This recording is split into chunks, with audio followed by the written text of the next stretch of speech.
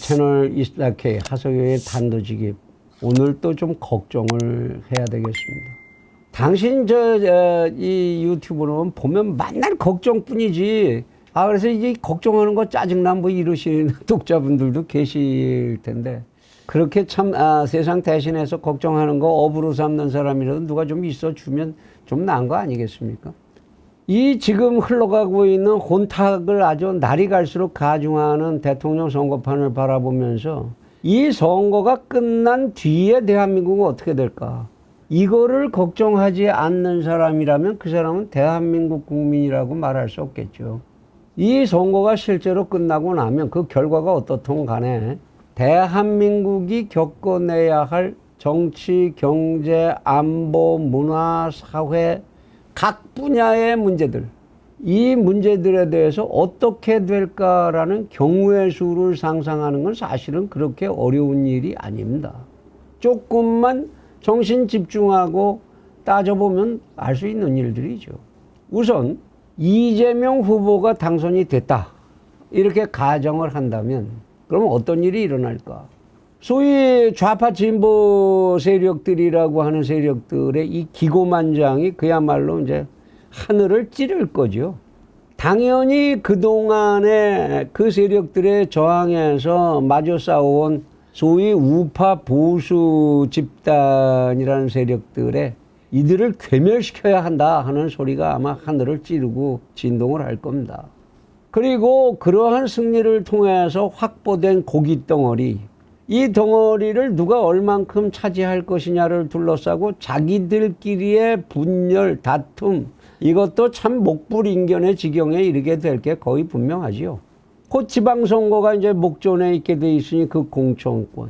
그리고 나면 곧 자기들 자신의 국회의원들 자신들의 국회의원의 총선. 이것에 관한 공천의 문제가 편안히 해결될 리가 없지요.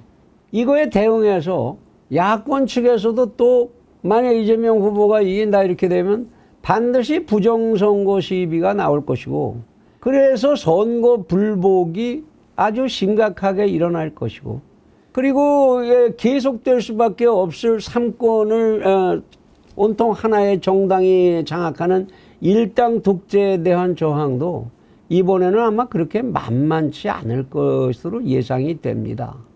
그렇다면 대한민국은 또다시 한치도 앞을 예상할 수 없는 그야말로 해결이 쉽지 않은 분열과 혼란의 수렁으로 빠져들어가게 될 것이고, 마땅한 해법도 존재하기 어렵게 되지 않을까. 그걸 그런 경우의 수를 상상하는 것이 뭐 그렇게 어렵습니까? 그럼 반대로 이번에는 윤석열 후보가 당선됐다고 가정을 하면 어떻게 될까요? 그래도 그쪽도 그렇게 편편하기만 한 시대가 즉시 도래할 것이다, 이렇게 보기는 어려울 겁니다.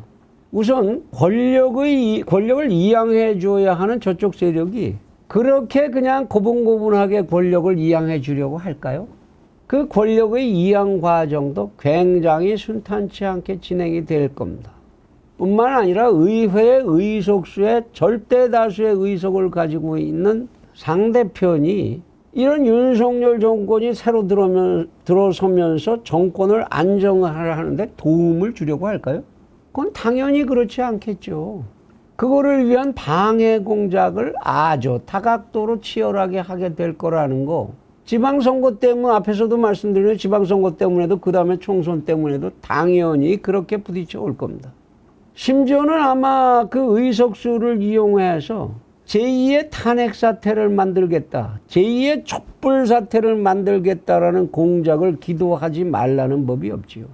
그러한 반대측의 저항이 있게 되면 아마 북측에서도 그들을 돕기 위한 북풍을 이제 불어대려고 할 겁니다.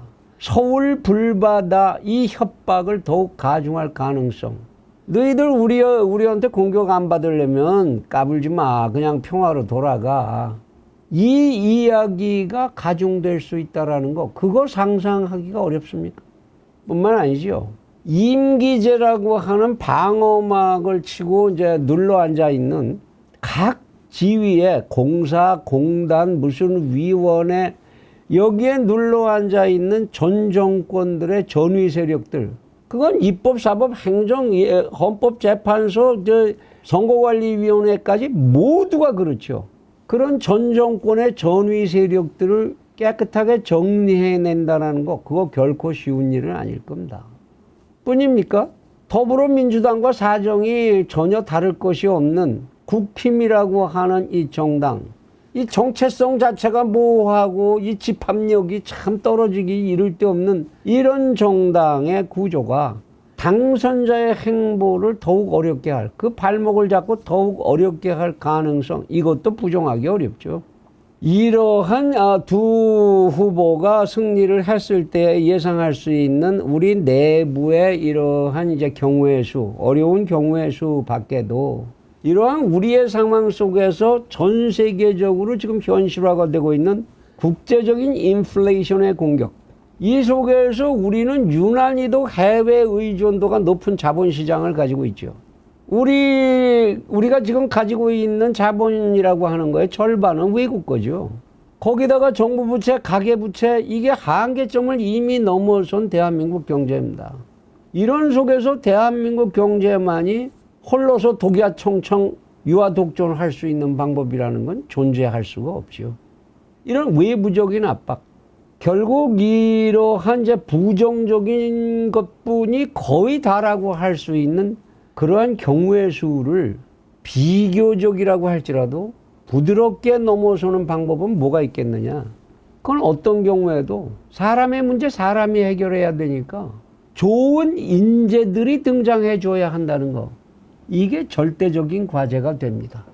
행정, 입법, 사법 이런 공적 영역만의 문제가 아니라 언론과 학계, 산업계까지 지금까지 길을 못 펴고 숨어있던 인재들이 정말로 나라를 구하고자 하는 인재들이 전면에 나서 주어야 하고 어떤 당선자라고 하더라도 그들을 적극적으로 찾아내고 그들에게 일을 시킬 수 있는 리더십이 준비가 되어 있어야 한다는 겁니다.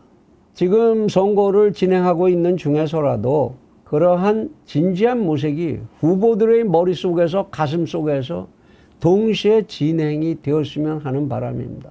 대한민국의 이 대통령 선거 후의 운명도 그 상당 부분 미국과 일본, 중국과 러시아라는 이런 강력한 해외 세력들과 북측의 돌발적인 어떤 행위, 이 변수들의 영향을 절대로 받게 될 것은 그건 부정하기 어렵습니다. 그런데 그러한 사태에 대비하는 방법은 오직 하나입니다. 인재를 가져야 한다는 것이죠. 오직 인재들의 발굴과 그들의 화려하게 기대하는 수밖에 없다. 서희 선생 같은 사람을 찾아내야 하고 이순신 같은 사람을 찾아내야 하고 우리는 그런 인재들을 지금 찾아내야 한다. 후보들 당신들이 잘난 게 아니라 당신들은 그런 인재들을 찾아내는 역할을 하고 그 리더십을 가진 사람이 되어야 한다. 거기에 이제 얼마 남지 않은 마지막 시간이라도 골몰해서 고민하는 그런 대한민국의 리더가 돼주기를 간절히 부탁을 합니다.